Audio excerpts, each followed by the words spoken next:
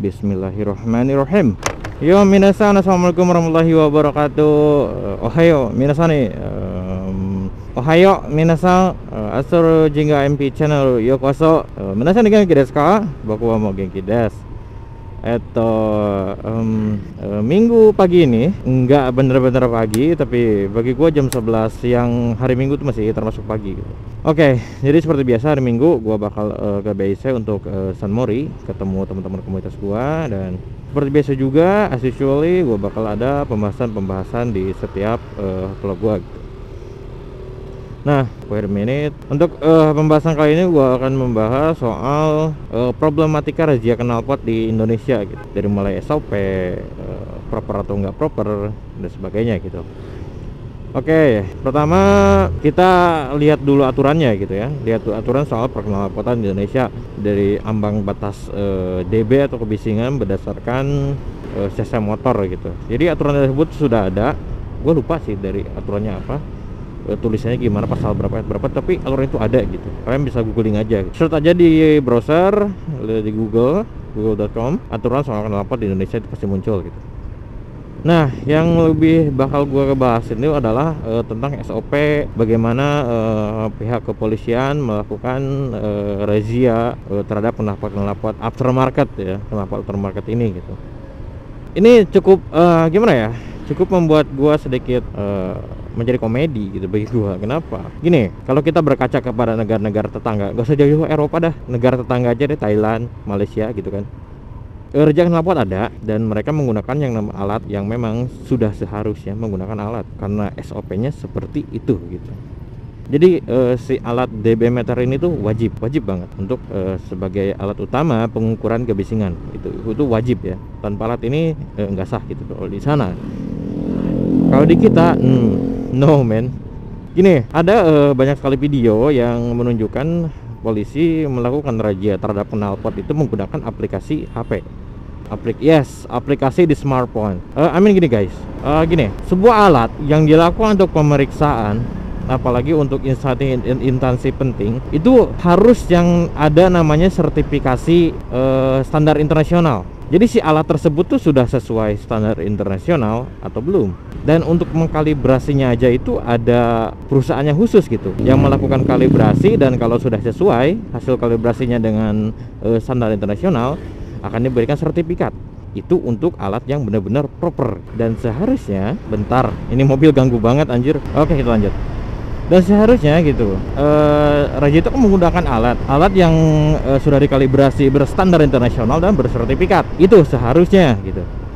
Tapi ternyata malah banyak yang menggunakan aplikasi yang dimana kita tuh nggak tahu gitu aplikasi tersebut tuh akurat atau enggak, sudah terkalibrasi berstandar internasional atau enggak, ada sertifikatnya atau enggak, seberapa persen sih keakuratannya gitu.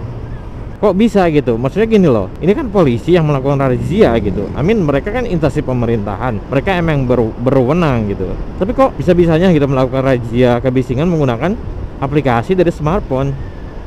Itu tolak ukurnya gimana gitu? Come on gitu kan.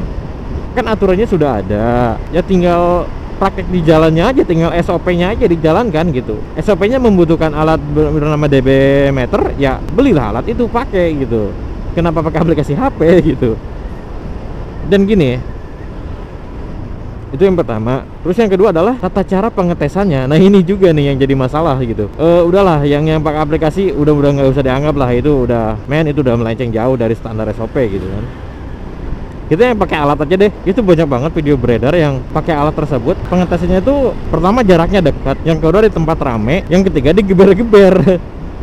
Ya gimana ya, maksud gue gini loh, coba deh gitu kan. Ya gue yakin lah anggota kepolisian yang melakukan itu bukan orang bodoh gitu, mereka orang pinter gitu, harusnya tahu dong SOP-nya seperti apa, ya enggak? Kalau caranya kayak gitu digeber-geber sampai gaspol, kenapa standar aja itu udah bisa melebihi ambang batas kebisingan gitu caranya, belum lagi jaraknya yang deket banget gitu. Coba deh kalian tonton gitu kan, polisi-polisi di luar gimana melakukan razia terhadap knalpot aftermarket. Lihat tata caranya gimana, pelajari gitu. Nggak usah yang jauh-jauh luar negerinya, Thailand, Malaysia, yang deket-deket aja gitu. Nggak usah Eropa lah gitu, udah beda ya. Jadi menurut gua ridiculous man. Lawak gitu, maksudnya komedi gitu jatuhnya tuh gitu. Apalagi sekarang lagi gencar-gencarnya kan raja-raja ini, karena there is a lot case yang melibatkan anak-anak motor gitu. Jadi polisi aktif banget sekarang. Yang gua nggak ada masalah, silahkan gitu kan, emang sudah seharusnya begitu gitu, biar permotoran Indonesia tuh kondusif, jadi harus dikondusifkan oleh aparat. Nah, cuma ya itu tadi, balik lagi ke masalah raja knalpot, aturannya sudah ada, tinggal SOP di lapangannya yang harus dibenahi gitu. Itu aja sih menurut gua. Kalau SOP-nya sudah dibenahi, menurut gua orang juga fine-fine aja gitu, nggak akan banyak protes. Bahkan ada yang satu foto yang lucu banget, gua lupa lihat di mana. Itu si alat DB meter itu sampai dicolokin bos ke lubang knalpot. Gila gitu. Maksud gini, ya kalau dicolokin kayak gitu, digeber dikit aja DB-nya udah full anjir. Udah pasti langsung kedetek berisik banget itu. Gila gitu kan. Maksud gua ya tolonglah gitu kan, kepada Bapak polisi juga untuk diedukasi, terus dikasih penyuluhan soal SOP merazia knalpot di lapangan gitu. And jangan sampai juga kejadian lagi gitu, kayak knalpot standar motor 2 tak itu dirazia gitu, katanya bising. Men, standarnya aja udah segitu gitu, mau gimana lagi? Itu udah bawaan pabriknya gitu. Itu yang udah lolos uji laik jalan tuh itu gitu knalpotnya. Masa lu razia gitu kan? Terus dia harus pakai knalpot apa gitu, pakai knalpot per market. Sama aja dirazia juga dong gitu kan. Tolonglah gitu ya. Jadi anggota kepolisian juga harus diedukasi, dikasih pemahaman bahwa SOP-nya seperti ini, dan jenis-jenis motor tuh ini, jenis-jenis knalpotnya tuh ini gitu. And gue juga mau ngebahas soal ada yang menulis komentar gini, kalau knalpot itu di razia, kasarnya dilarang lah gitu, supermarket itu dilarang. Kenapa nggak ditutup pabriknya aja sekalian? Gini, gue punya perumpamaan kayak gini. Pabrik knalpot itu ibarat pabrik obat, nggak jauh beda. Obat itu diperuntukkan untuk mengobati, menyembuhkan orang-orang yang sakit, tapi disalahgunakan oleh sebagian orang menjadi narkoba untuk mabuk-mabukan, untuk nge-fly. Nah, knalpot aftermarket juga sama, terutama knalpot racing gitu.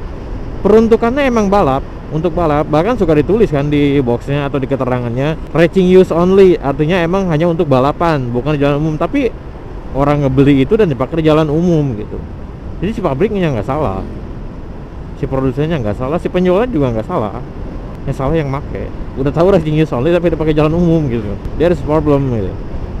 Cuma gini gitu, yang pengen gua sampaikan gitu kepada pemerintah Indonesia, terutama kepolisian Indonesia gini. Kalau kita berkaca ke negara-negara luar itu soal perknalpotan ini, di kita kan aturannya udah ada tuh, tinggal dibikin aja hal yang kayak gini. Gini deh, knalpot itu bisnis, yes, bisnis. Di sana ada pabrik, di sana ada pekerja, di sana ada ekonomi yang berjalan gitu. Dan konsumennya ada banyak lagi gitu. Kenapa kita nggak gini aja gitu, ngegayat para produsen-produsen knalpot aftermarket ini untuk kita beri mereka sertifikasi. Maksudnya gini, setiap produk yang akan mereka keluarkan harus lulus uji sertifikasi. Ketika lolos uji sertifikasi, dapat sertifikat. Nah, sertifikat tersebut dibuatlah dalam bentuk kartu dan dipasangkan dengan setiap knalpot yang akan dijual gitu. Jadi setiap nantinya si pembeli dan si pemilik knalpot aftermarket tersebut punya kartu sertifikat tersebut. Nah, sertifikat tersebut tuh menguji apa aja? Yang pertama adalah tingkat kebisingan.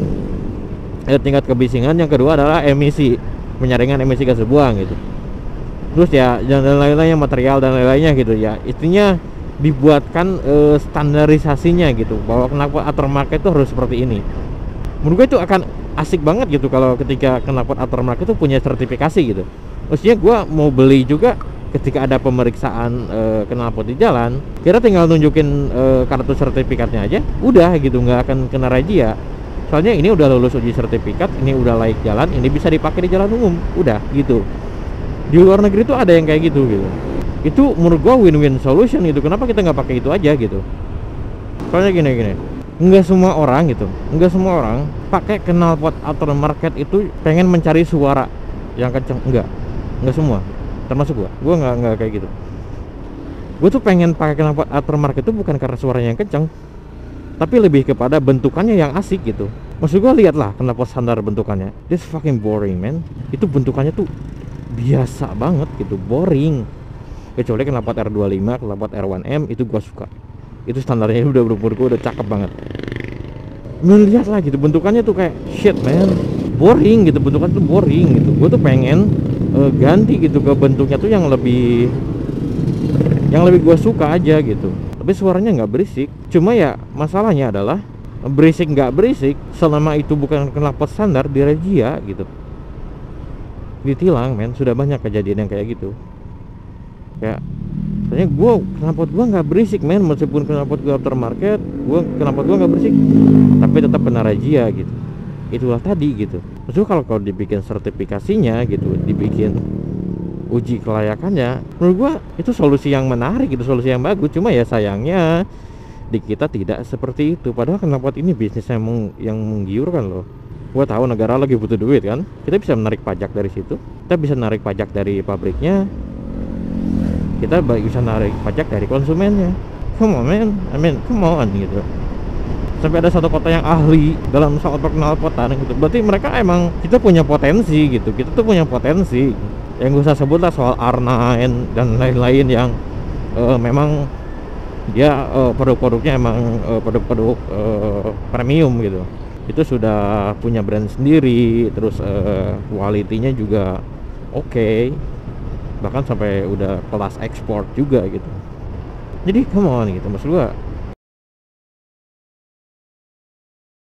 By the way, sorry banget kameranya mati barusan. Gak tahu kenapa, trouble-nya mungkin baterainya udah jelek atau gimana, gua nggak tahu. Ya pasti itu tadi yang pengen gue sampaikan soal knalpot, Regia knalpot ya, problematika Regia knalpot tanah air. Semoga informasi yang gue sampaikan bermanfaat buat kalian semua. Like video ini kalau kalian suka, terus komen pendapat kalian gimana, atau ada masukan, ada saran, atau ada kekeliruan informasi yang gue sampaikan, silahkan koreksi di kolom komentar. Arigatou gozaimasu minasan yang udah nonton video gue, dan jangan lupa subscribe channel Astrojingga MP, and then sayonara. Ya, matane. Assalamualaikum warahmatullahi wabarakatuh. Keep set to right guys.